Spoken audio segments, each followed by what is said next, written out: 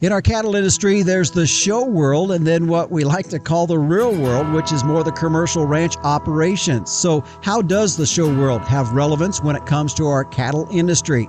As we bring to you our program from the second annual Cattlemen's Congress in Oklahoma City, I'm joined by ranchers Ty and Briley Miller as we discuss this topic of the show world versus the real world in cattle operations on this episode of the Working Ranch Radio Show.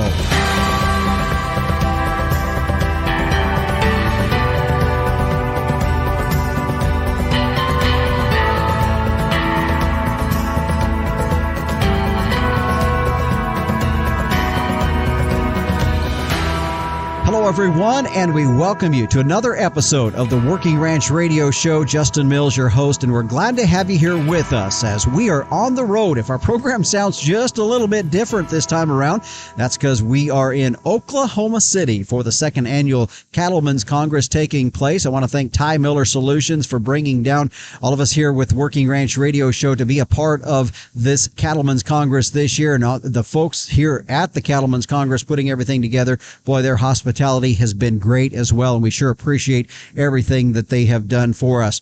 Well, if you listen to the intro of our program, we're going to be talking about maybe the debate, if you want to call it, between the show world versus the commercial ranching world, or what we're going to refer to somewhat as the real world, I guess, if you want to call it. That's the way I've always heard it described, and I know there's always been just a little bit of issues there.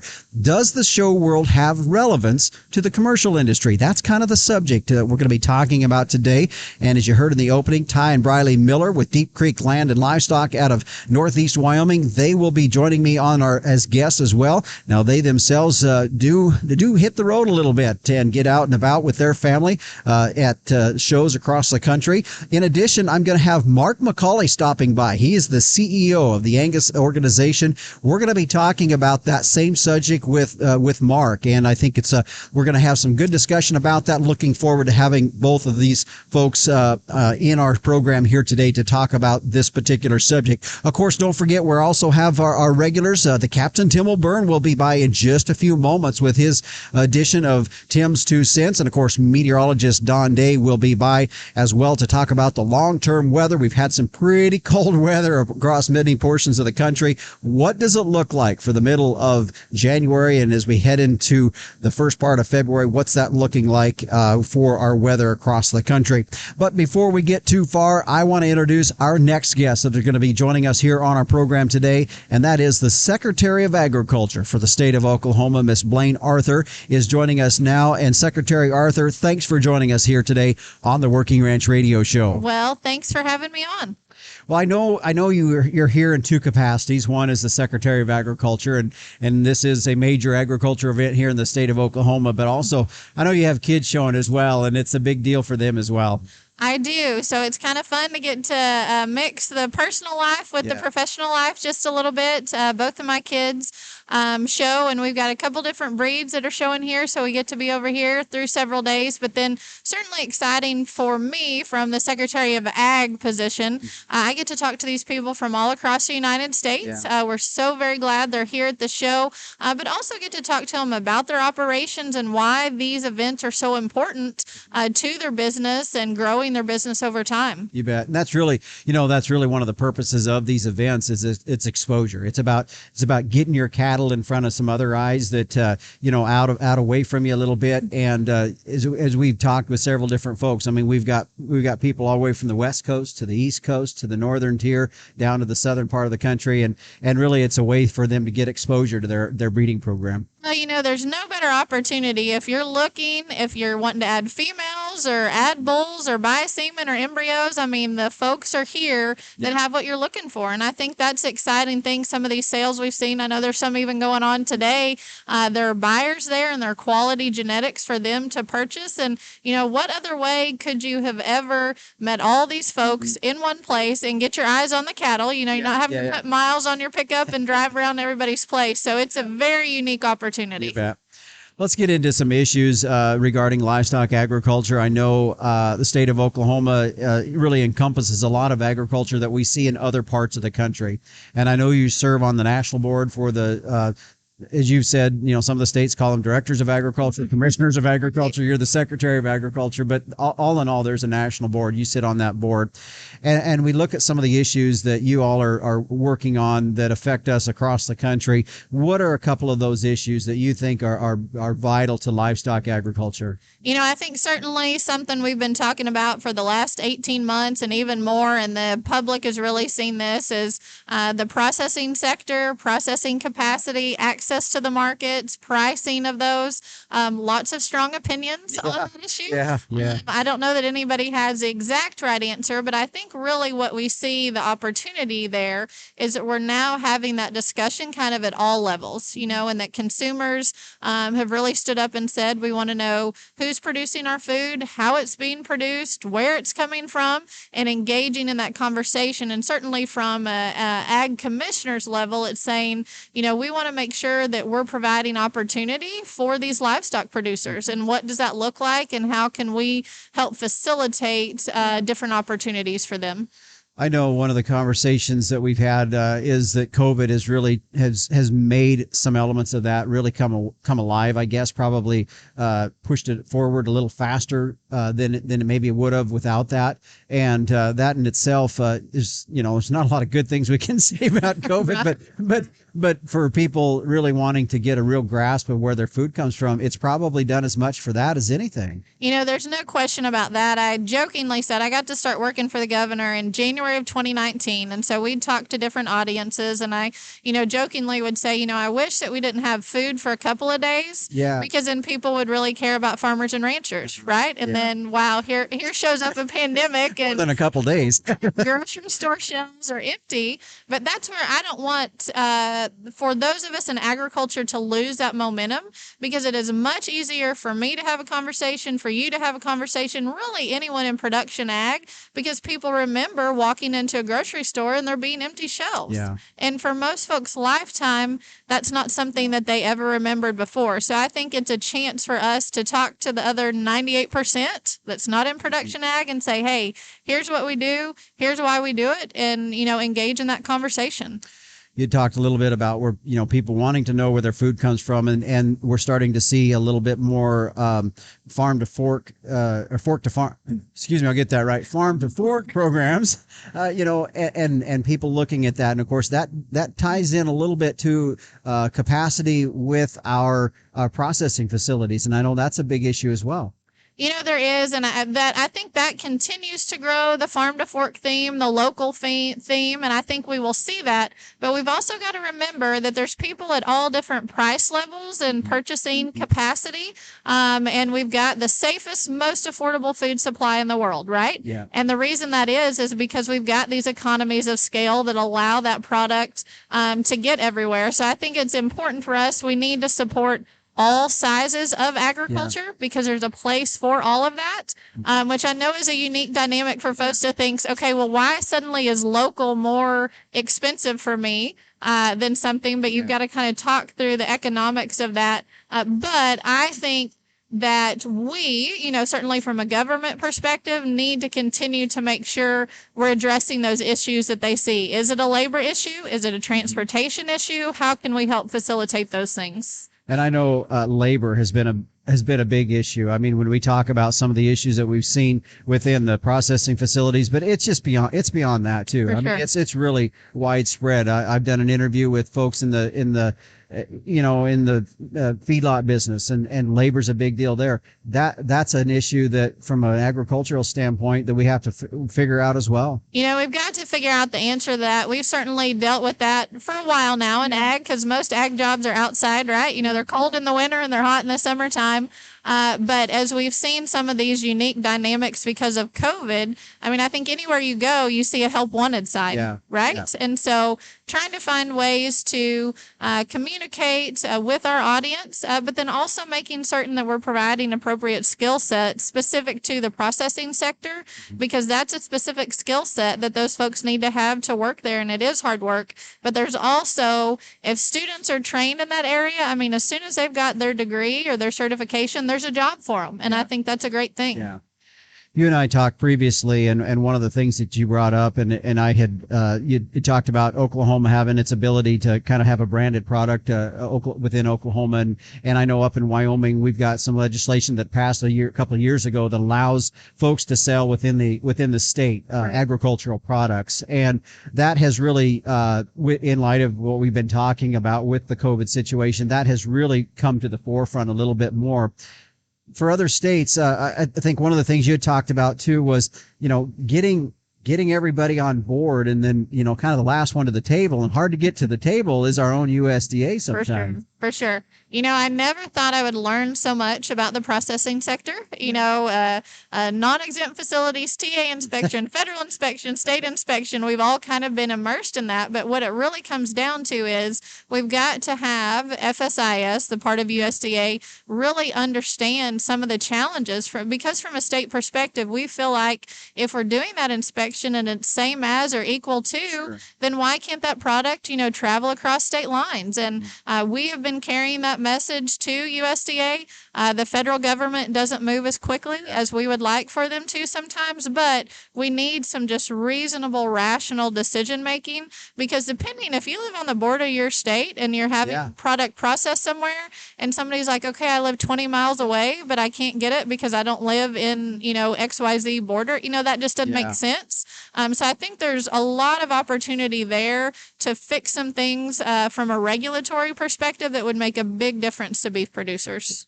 Well, and I know, just as you're talking about that, in going through my mind is we're taking, it's kind of maybe jumping a little on the bandwagon here, but we're taking cattle from foreign countries that probably have less stringent than our own state inspection facilities, and we can't even trade interstate.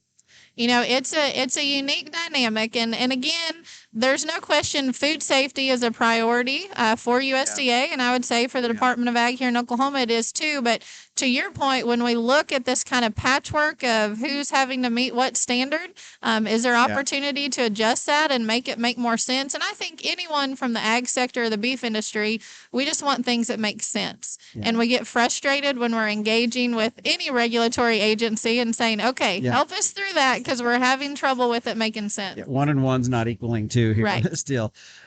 Another question in regards to some of these states that do have the ability to sell agricultural commodities within their own state borders. There's some states that, of course, that don't have that. And from being on the national director side of things, what do you say to these folks that are living in these states? What do they need to do to try to progress that forward? I think it's so important for our ag producers, certainly on this issue, but any issue, you need to know who's representing you at the state level and who's representing you at the federal level, because your voice makes a difference. And engaging with those local legislators, with your governor in your area, with your congressional representatives, when they hear from constituents, they want to make things better, because the only reason those folks get there is because we vote for them, right? And so they need to be responsive to us. But I think having that voice directly from an ag producer, and I think that's one place that we are challenged sometimes. My husband's a full-time beef producer. Yeah. He's busy working all the time, right? Yeah. Just like most cattle guys are, any ag people are. To stop and go do that. Yes, and state capital, right? So, or two, certainly encourage people, whatever your commodity group is, if that's Farm Bureau, if that's Farmers Union, if that's the Cattlemen's group or the soybean. There is a trade group too that can represent your voice, but we've got to bring forward that conversation, because I promise when people hear it within your state and know it's a priority and that discussion starts, you will see some really positive change happen over time. You bet. Absolutely. Well, I'm pleased to have with us Secretary of Agriculture for the state of Oklahoma, Blaine Arthur, joining us here on our program. Secretary, thank you for stopping by. Great. Thanks for having me on. And again, that was Secretary of Agriculture for the state of Oklahoma, Blaine Arthur, joining us here on the Working Ranch Radio Show. Right now, I would like to thank our sponsors of the Working Ranch Radio Show. Through the years, the American Simmental cattle have gained a reputation as the science breed, and the American Simmental Association's Carcass Merit Program, with their feed conversion data, calving ease research, has really established Simmental as a beef industry leader that has combined growth and carcass value with some outstanding cow traits, research that's backed by some of the most extensively documented genetics and largest multi-breed database in the industry. SimGenetics, profit through science. Find out more at simmental.com. Well, it's time now to check in with the captain, publisher, and editor of Working Ranch Magazine for this week's edition of Tim's 2 Cents. Hey, Justin. Hey, everybody out there in Working Ranch Radio Land. Happy New Year. We got 2021 loaded up on the truck and she's gone to town. We'll see what 2022 brings here. I'm cautiously optimistic, a little bit apprehensive. Who wouldn't blame me? And one of the biggest news items we got coming across our desk right out of the gate is $1 billion is being allocated by the Biden administration to help us climb out from underneath the cloud of the big four packers that we have found ourselves overshadowed by in the last 25 years. I'm all in favor of that. We'll see where it goes. It's supposed to go towards smaller community position plants that will take some of the burden away from the big ones. And anytime we can shorten the ride for those fat cattle, I'm all for that. But I know that there's folks out there listening that have mixed feelings. Some of the comments and concerns we've heard so far is everything this administration does tanks or attempts. And secondly, why would we want the federal government to fix a mess that they created in the first place? I understand that and I get it. We'll have to see where it goes. Justin and I are not the type of guys that go hard and fast into a herd and make a big mess. We like to sit back up on the hill and kind of watch what's going on down there, see what direction this thing's going. That's our job. We're going to do it. We're going to figure out what needs to be done here, what needs to be said. And if you got any questions or comments for Justin, he's going to let you know how you can get a hold of him. This is a big deal for us, and I expect a lot out of it. We don't get a chance like this very often. But again, I do have my apprehension just like everybody else. So folks, we'll see what happens. We'll keep you posted. We're watching. Keep the faith.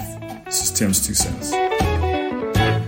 Yeah, you bet, Captain, and thanks for that. Definitely, this is a big topic, folks, and we don't want to take it lightly. Like the Captain said, we're going to sit and watch this just a little bit to kind of get a little bit more information about that, but we are following it. And like he said, if you want to drop us a comment or a line about this particular subject, please feel free to send me an email at justin.workingranch@gmail.com, or you can also send me a text at 307-363-COWS.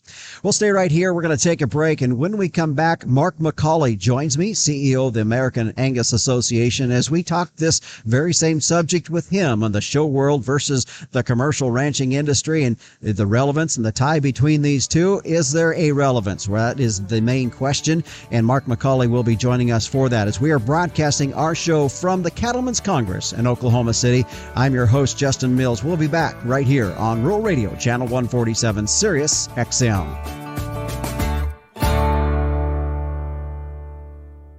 It's a competitive calf market, and buyers want calves that will perform, period. And a proven solution is Simmental. In fact, data from the Tri-County Steer Carcass Fertility from 2002 through 2018 on nearly 60,000 head of calves revealed that Simmental sired calves represented the highest carcass-valued sire group over English and other continental breed groups. And the sire group that was the second highest carcass value was Sim Angus sire. So, the proof's right there. For low-risk, high-potential calves with earning potential, be confident that Sim Genetics will give you more per head, period.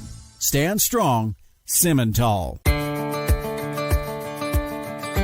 Welcome back to the Working Ranch Radio Show. Justin Mills here as we are broadcasting our program from the Ty Miller Solutions booth in barn number 7 at the Cattlemen's Congress in Oklahoma City. And I'm pleased to have our next guest, Mr. Mark McCully, CEO of the American Angus Association. Mark, thanks for joining us here today. You bet. Great to be here. Mark, I'm glad to have you here on our program. And later on, we're going to be talking in our show with a couple, Ty and Briley Miller, that are ranchers, but also, in this world of the show world. And we're going to be talking about how does this show world correlate with what we're going to call the real world. And I know, for you, you see both sides of it as well. And how have these two coincided in the last few, since we've really seen the uptick in a lot of these shows getting going across the country? Sure.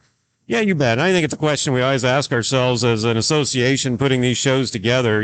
What's their relevance to the bigger beef industry? And I guess the thing I think about first is our youth development. I mean, I would tell you, I'm a product of these youth show programs. I came up showing cattle, a small outfit, but we showed cattle, and it was my on-ramp, as I would say, to the bigger beef industry. It opened my eyes to, the show ring, and I think we can sit out here and nitpick when we look and, okay, that heifer's, her neck's, a quarter-inch longer than that heifer. In the real world, doesn't make any difference. But I think there's a whole bunch of life skills that we teach our young people, through the show ring, through these youth programs that really, I would tell you today, are a big piece of why we do these cattle exhibitions. I mean, the days of the open shows where breeders would bring out their strings of cattle, other breeders would come around to kind of compare genetics and see how genetics are working in different outfits. Not that doesn't happen, and there's still importance to that, but we're far more data driven today in our decisions around genetic selection on the seed stock world. And so I'd tell you probably one of the big drivers and values of what we're doing is tied back to our kids, Sure. back to our youth development programs. And, and there's still an element too of getting together. I mean, we're still in the people business, right? And this is an excuse for us to get together and socialize and come together over love of cattle. You bet. I think sometimes the show world has been some trendsetters in the industry that we've seen the extremes, and I think that's what's kind of come back to the ranchers. Some like myself, more the commercial side of things, just saying, boy, we can't follow those extremes, and yet we're starting to maybe see a little bit of that moderate. I feel like in the last several years in the cattle industry and the cattle show world, we've seen these cattle kind of moderate back to a little bit more of what we're seeing on the ranches. Maybe not identical, and I'm not going to claim that they're identical, but a little bit more to what we're seeing on a commercial ranch. No, I think you're spot on. I do. I think that gap maybe between and I'll set aside the hair and some of that stuff that we have to do, but I'd say that gap maybe between the type of cattle that we're selecting out in the show ring and the type of cattle that can actually go be functional in the real world, as you say. I'd like to think that gap is narrowed, and and we're on the Angus side. We're doing some things incorporating the data, more of the genetic evaluation, more of the EPDs. I personally believe we can continue to close that gap a little bit. That's not to say that these cattle with all the good genetic prediction tools, EPDs, they can be good looking cattle too. And we can start kind of merging those worlds, maybe even a little bit more than we do today. You bet. Well, let's take a break here. When we come back, we're going to continue on with Mark McCully, CEO of the American Angus Association, from the Cattlemen's Congress here in Oklahoma City. And we talk about we're headed down the road the next couple of months, being pretty busy with bull sale season. We're going to talk with Mark more about that when we come back. You're listening to the Working Ranch Radio Show on Rural Radio, Channel 147, Sirius XM. Cattle producers, here's a way to put more dollars in your pocket. Put the Amifirm Advantage found in all Gain Smart mineral to work in your cow herd. Amifirm is the industry leader in increasing fiber digestion. In fact, research shows putting Amifirm to work increases forage utilization by 10%, reducing overall forage costs and allowing you to graze more animals per acre. That's a big-time return on your investment. To find which Gain Smart mineral formula is right for your herd, visit gainsmart.com.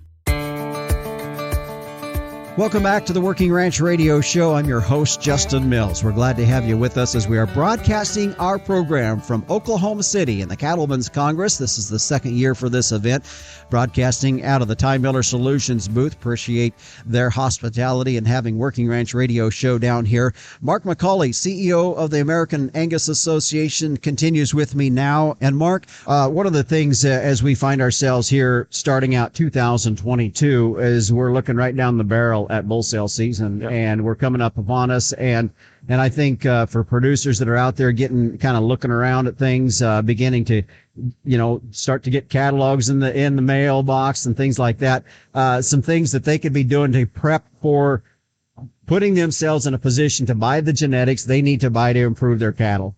Yeah.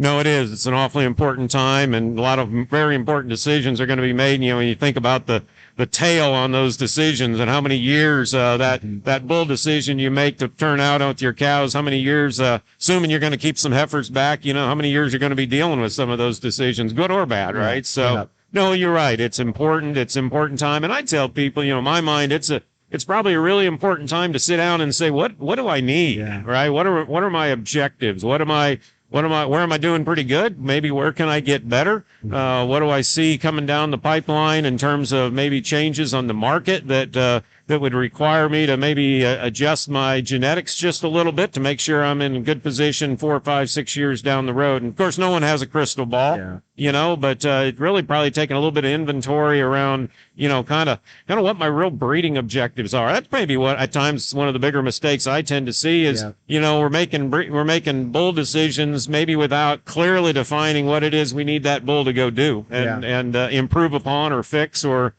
accentuate in our herd. Yeah, and there's starting to be some more tools out there that if guys want to do it from the genomic side of things, where they can get a baseline understanding of where their cattle are at, because and I realize when you got a herd of cattle or running age cattle, they might be you know, the genetics have changed throughout the time of that running age herd, but at the same time, there's some genetic tools that are starting to come down now that are giving guys a pretty good idea then of where their cattle are at, how they can match these bulls up too. No, absolutely. It's a good baseline. You know, you realize most guys sell at weaning and they don't know kind of what those calves have done after they leave their outfit. And, you know, there's some tools now. We have a program called Angus Link where you can get a genetic merit scorecard on your, on those set of feeder cattle. And it's based off, if you're using registered Angus bulls, we can help you, you know, put a scorecard on those calves to kind of help describe where they are. And maybe you can use that in your marketing if the cattle have some scores you're proud to put out there. And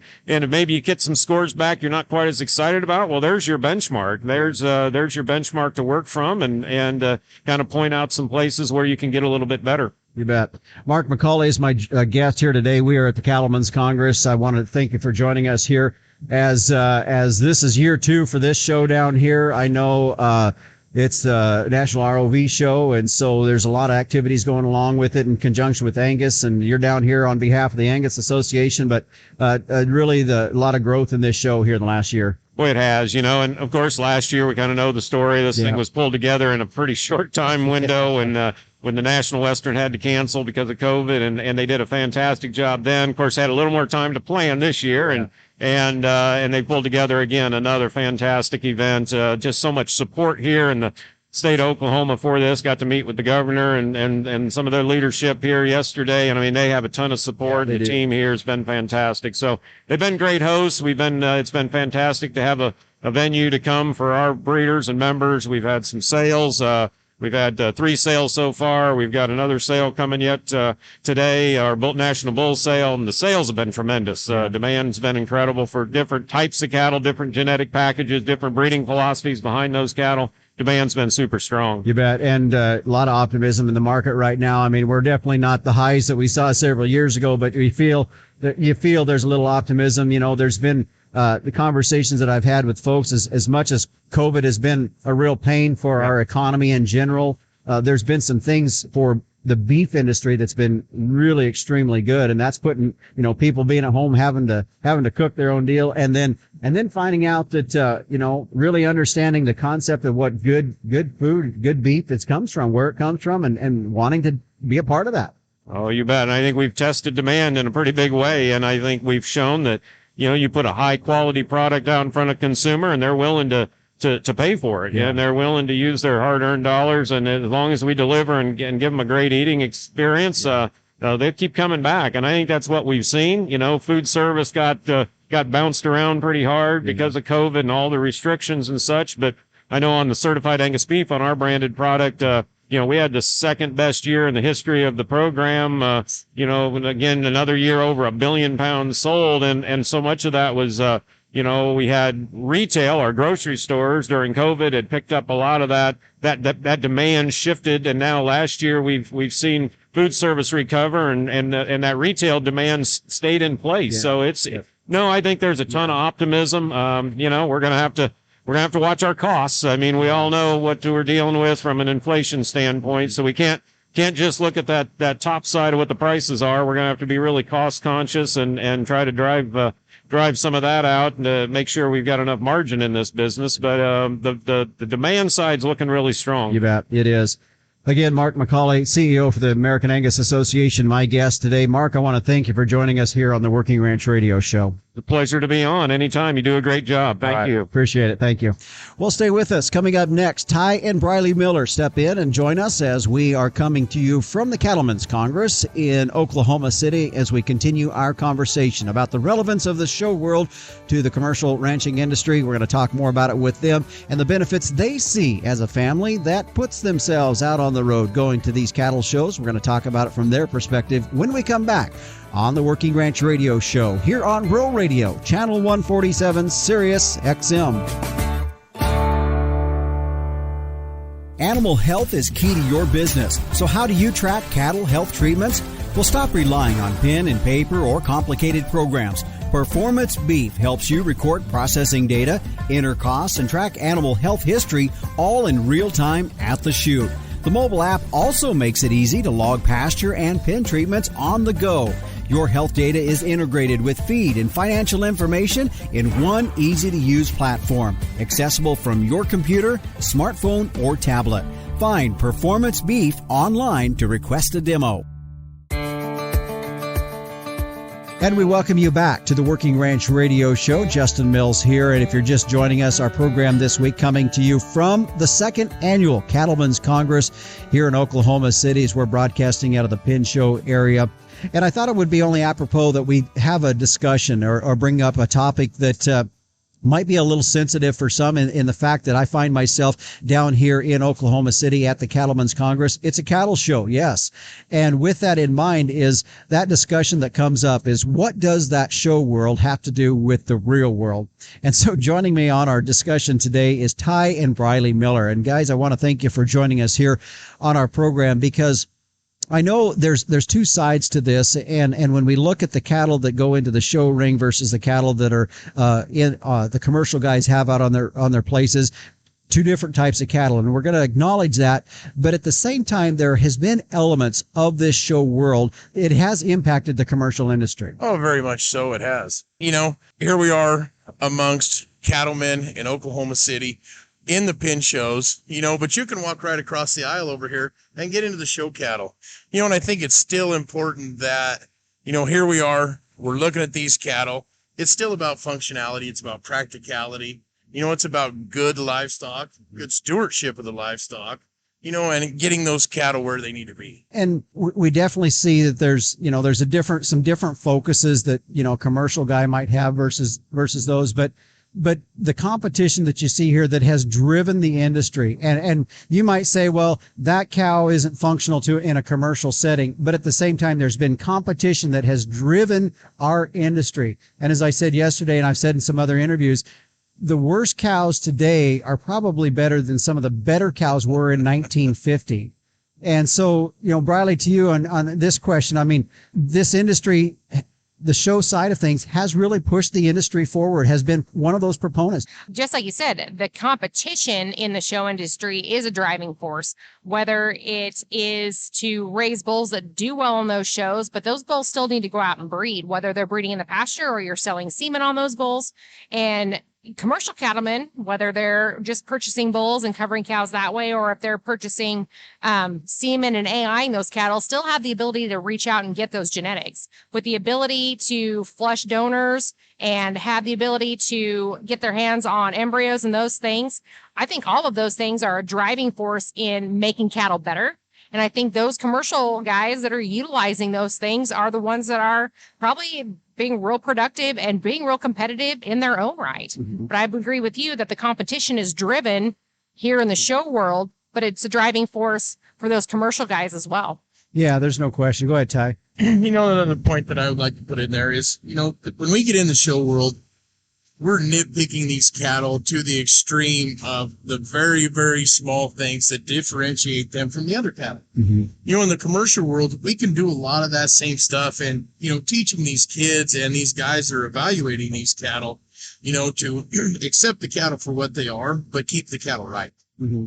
Numbers, EPDs, they've been around for a while. Definitely it's a bigger player now. Now we start to add in genomics into some of this now. And the technology in our industry continues to push this industry forward. That is the same, whether we're in the show side of things or whether we're in the commercial. We're really starting to see these guys having to understand some of the new technology that's coming down. It seems like a lot of the fads in the cattle industry, a lot of them seem to start in the show world. Mm-hmm. Those are the fads, and we go in here and we evaluate these large groups of cattle in a place here, like here in Oklahoma City. Evaluating those cattle and finding the right pieces and the right parts, that's a place that you can go in there, you can look at those cattle, and you can decide what does or doesn't work in your operation at home. Cattle are different in Missouri than they are in Wyoming, elevation versus low elevation. Mm-hmm. But being able to put that with a set of EPDs, like you can in these pin shows, can really bring you the best of both worlds. You bet. The thing that I think from the commercial side sometimes is, there's a lot of guys, they go to bull sales and they're looking at these EPDs and they see these numbers, but at the same time, they're not maybe real confident on what their cattle, their cow side of things. There's two sides to this raising a calf, and we put awful lot of focus on these bulls, but at the same time, this cow deal and these replacements that are coming down. That's a side of this whole deal that really has some focus that, we can see some of this starting to happen through this industry. I'm a firm believer that the maternal end of your genetics is 60% of it, maybe as high as 75%, because you have the environment of the cow. You have the environment of the cow that has to live there all year. Is she easy fleshing? Is she easy meal? Is she an efficient animal? Efficiency is a big thing. Mm-hmm. So you take those environmental factors and you made her to a bull, but the bull doesn't have to carry the cow. The bull doesn't have to milk and go out to production and be productive. So I think it's very, very important that you study the maternal ends of those genetics. When we talk about this industry and the two separations between, our show world and then our commercial ranchers out there, and I know there's guys listening probably thinking, I just don't know. I don't buy into some of this kind of stuff. I feel we've done a good job here talking about the influence that they've had in there and vice versa. I think the commercial industry, I feel in some ways has also influenced the show world to know that there's got to be, as you were saying a little bit ago, there's got to be functionality in these cattle. Absolutely. Justin, and when you see whether they're walking across the show ring or walking across the pasture, those good cattle are going to float to the top. And yes, we see those in the show ring, but it's just the same thing. If you're a commercial cattleman and you're looking to make your cow herd better, you're going to evaluate those girls every day. You're going to evaluate them in the spring when they have babies. You're going to evaluate them in the fall, whether they're bred, whether they're not bred. Did they raise a good calf? Did they not raise a good calf? Yeah. So to me, there's a that's real similar than what we're doing in the show ring. You're evaluating those. Mm-hmm. And maybe it's teaching, the next generation how to evaluate, bringing those kids in and showing them how to show. These guys are also, trying to produce the best. We talked about it being competitive. So in turn, you're trying to produce, as a commercial cattleman, you're trying to produce the best animal you can because you want yours to bring more than your neighbors. You want yours to bring more than the guy that lives 200 miles away. Mm-hmm. Because we're all trying to make a living. We're all trying to make a buck and make it work. And those cattle have to be better because we want to drive somebody else to come buy our stock. Mm-hmm. So there's competition in that right as well. Well, let's take a break here. When we come back, we're going to continue our conversation with Ty and Briley Miller. We've been talking about the difference between the show world and the real world. We call it the commercial producers. And I know I'm more in the boat of being the commercial producer side of things. And so from that perspective, we kind of wonder, what is the purpose of this show world? And we've been kind of talking about that on our program today. When we come back, though, we're going to hit another side of this industry when we talk about the show world. It's an element that Ty and Briley have felt has been important for their family, and you're going to hear about it when we come back. You're listening to the Working Ranch Radio on Rural Radio, Channel 147, Sirius XM.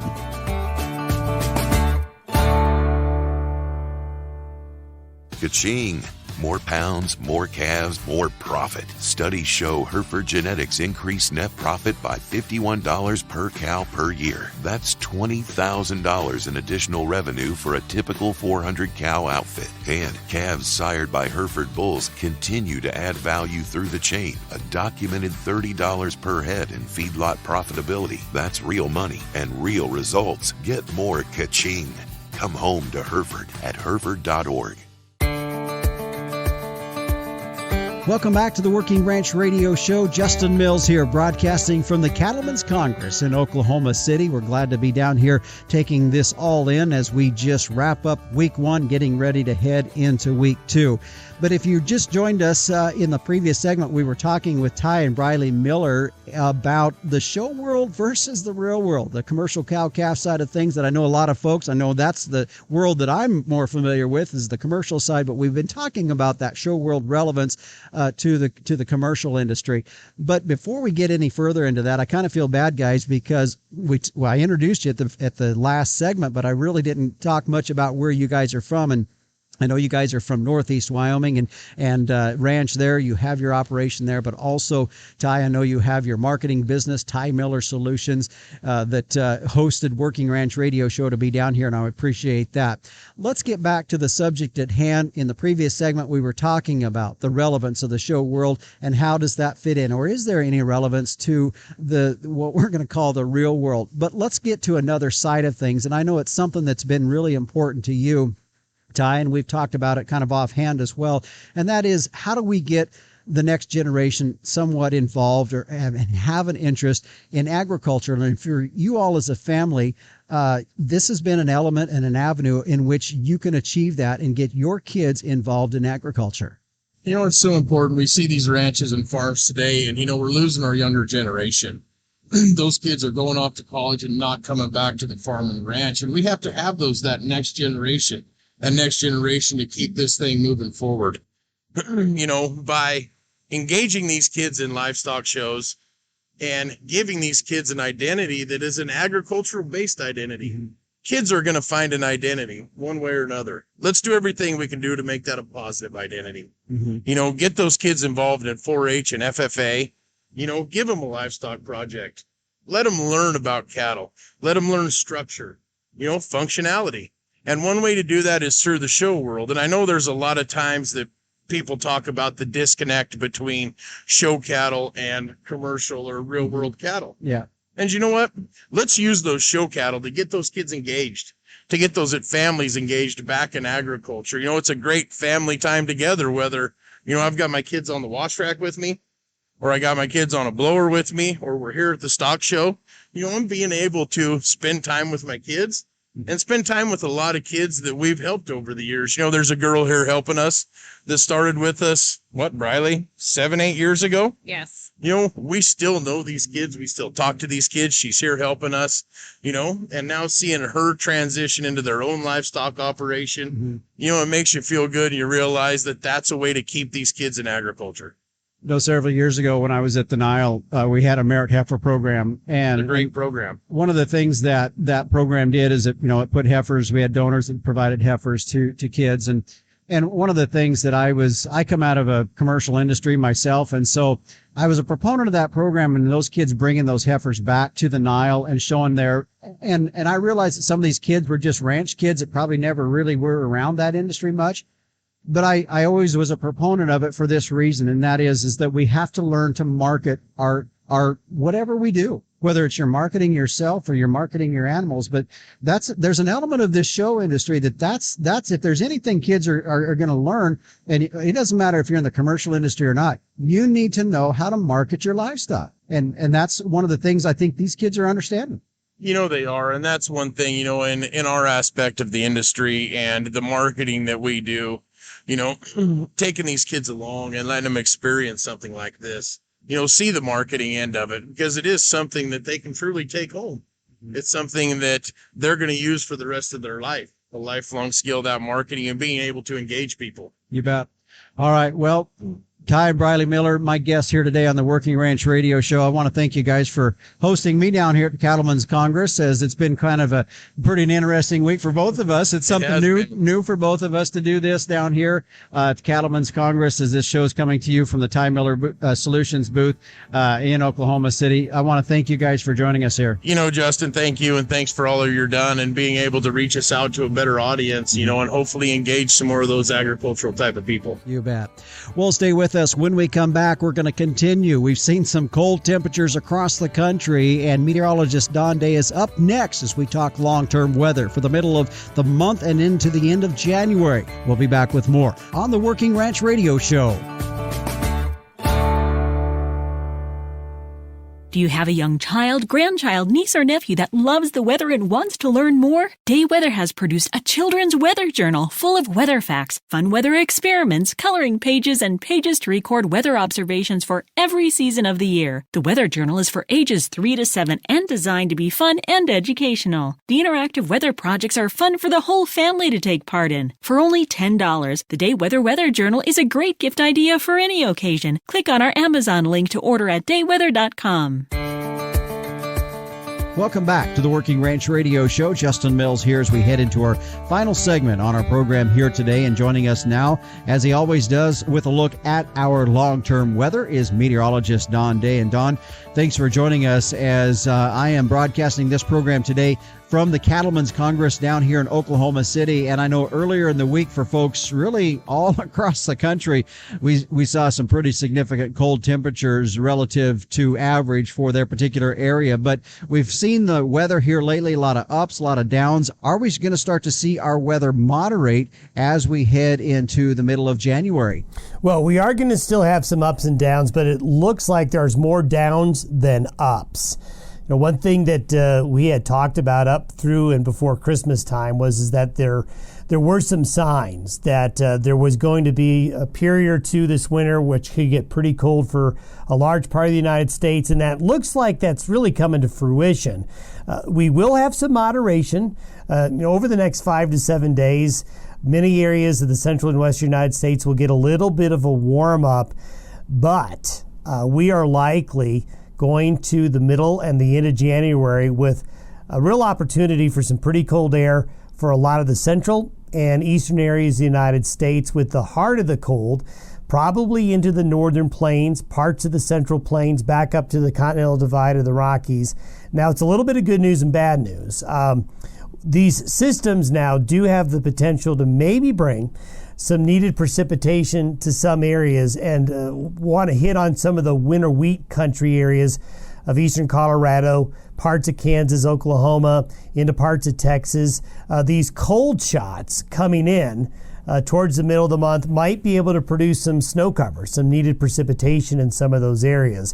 But we are expecting the middle to the end of January to be pretty cold for a large part of the nation. So, Don, it sounds like the weather that you see happening across the country for the next couple of weeks and into February, pretty much on target with what we had talked about last fall, and that as we begin to break out of the La Nina that we see hitting through us for this winter, that we would begin to see some of this significant weather taking place in January and February. And that's exactly what's happening. In fact, there are quite a few similarities to what we see evolving in the middle of January and February to a year ago. A year ago at this time, we were well in the throes of La Nina, just like we are right now. But we did see some slight weakening of La Nina into February and March and April of last year. And you know what? We're seeing that trend again. So sometimes weather patterns repeat themselves. So with this colder weather we see coming in the middle to the end of January and into February is somewhat analogous to what happened a year ago. Now, I'm not predicting another huge Arctic outbreak deep into the heart of Texas again like last year, but it's something that's on the table in terms of these cold penetrations that happen midwinter when you're in a La Nina pattern. So it makes sense from what we're seeing in our long-range data and what we had last year and connecting that with the current La Nina. Okay. Don, one final question before we go today, and that is, what are we seeing with the water temperatures in the Pacific for this La Nina, and does it coincide? Are we kind of on track with what's expected with these waters warming up a bit and starting to maybe project to us a little bit better moisture year for 2022? Well, we're encouraged by what we're seeing out in the central Pacific, with the sea surface temperatures appearing to have reached their peak of coldness. Over the last couple of weeks, we have really seen those sea surface temperatures get colder between South America and Australia. However, there's starting to be a trend now of them easing a little bit, and some of our new long-range modeling for sea surface temperatures in the Pacific show a gradual warming and weakening of La Nina, especially between February and May. And if that continues, that definitely is a good signal for the central and western United States to have, let's say, a more productive spring and summer with precipitation as compared to a year ago. All right. Well, that's a good note to end on here. Don, thanks for joining us here on the Working Ranch Radio Show. Thanks for having me. And again, that's meteorologist Don Day with a look at our long-term weather. By the way, his daily video podcast, you can catch that as it kicks out every Monday through Friday morning. The nice thing about that video podcast that not only get to hear what he has to say about the forecast for weather across the country, but also to see the video component to that. It really gives you a good idea of what we're going to be experiencing here for weather. And you can find that on his website at dayweather.com. And I appreciate Don being a part of Working Ranch Radio. It's been a great addition, a great component. As we all know, in the agricultural industry, weather is a big deal. And that's we really appreciate having Don be a part of our program.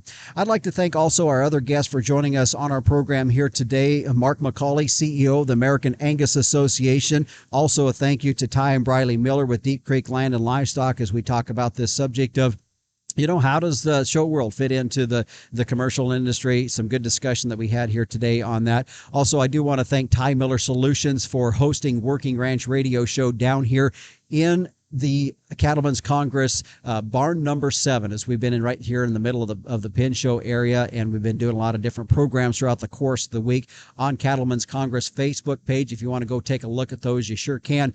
There's still another week going on down here in Oklahoma City, and so there's still a lot to take in. If you can get down into here, there's a lot going on with the 2022 Cattlemen's Congress. Also, I want to thank Secretary of Agriculture for the state of Oklahoma, Miss Blaine Arthur, for joining us on our program as well. She's born and raised in agriculture, and so I sure appreciate her being a part of our program as well. Well, the Working Ranch Radio Show is a production of Working Ranch Magazine, and speaking of that, if you do not have your subscription to Working Ranch Magazine, there's a simple way to do that. Go to workingranchmag.com. You can get signed up for your next subscription. By the way, we've been talking a lot on this program about we're just kind of getting ready to head down into the area of time frame of the year for a lot of bull sales. Well, I'll tell you, there's one place you can turn to get a pretty good listing of a lot of the major bull sales that will be taking place across the country, and that is through the Working Ranch Magazine. So take a look. Also go to their website. Again, if you want to, workingranchmag.com. You can take a look there and get signed up for the next edition of Working Ranch Magazine that's coming out anytime.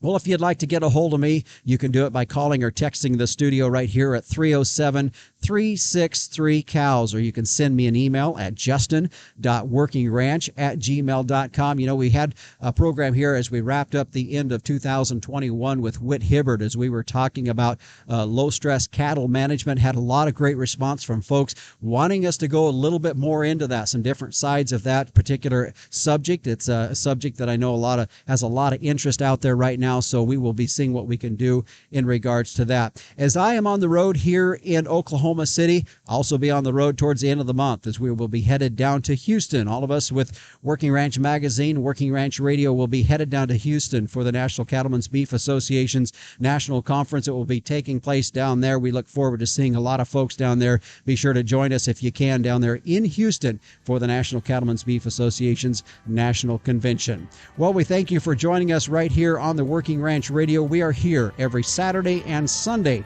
at 12 noon Eastern on Rural Radio Radio, Channel 147 Sirius XM, or you can find us on major or pretty much any podcast provider out there. If you search under Working Ranch Radio Show, you will find us, and you can listen to our podcast. Today's episode has been episode 53, and we sure appreciate you joining us. I'm your host, Justin Mills, and until next time, keep your chin down and your mind in the middle. So long.